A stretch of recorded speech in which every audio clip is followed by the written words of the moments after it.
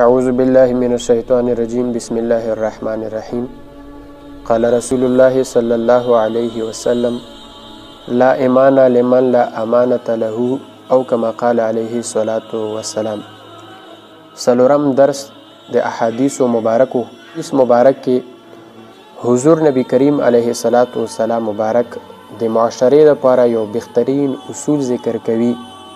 حضور نبی کریم علیه الصلاة والسلام مبارک فرمای لا ایمان لمن لا امانت له، کامل ایمان نشته د هغه چا لپاره چې چا لپاره امانت نه وي، یعنی څوک په امانت کې خیانت کوي دا سړی کامل مؤمن نشي کېدلی.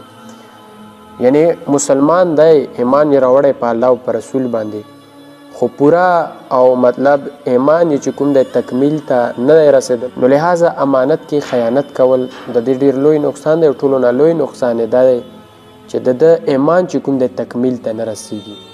او نن سبا که وکتلی شي خلک چې کوم دی په امانت کې خیانت کوي، همدارنګې پردی امانت په ورسره چا کېښودلی په دې کې بې خیانت کړی، نو لہذا داسې نه وي په کار. لکه څرنګې صحابه کرام تشریف فرمایي، نبی علیه الصلاة والسلام نه پوښتنه کوي چې د الله رسوله قیامت په کله وي؟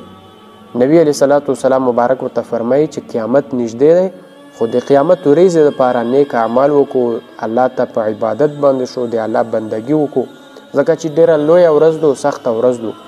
صحابه کرام ورته عرض کړي د الله رسوله د قیامت علامه مونږ ته وښوه چې کله قیامت ډېر نږدې شي او ډېر قریب شي نو داسې بې څه علامه ظاهر شي.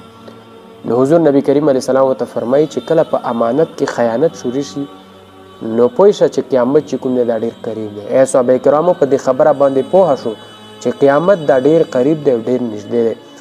نو لہذا څوک چې په امانت کې خیانت کوي دې لپاره عذاب هم لوی دی، قیامت په ورځ په جهنم کې ورته لوی عذاب میلاویږي. نو په کار دی د معاشرې خلکو ته یو پیغام دی د دې حدیث مبارک نه چې په امانت کې خیانت مه کوو، تر څو پورې چې وس و دسم کېږي راهې پورې چې کوم دی امانت مه ضایع کوو. چا له امانت تیر کړو هغه چې کوم دی په خیر سره او سلامت چې کوم دی خپل چې چا له مالک ته یې ورسوو. لکه څرنګې حضور نبی کریم علیه السلام په امین باندې مشهور و چې امانت کې بې خیانت نه کولو.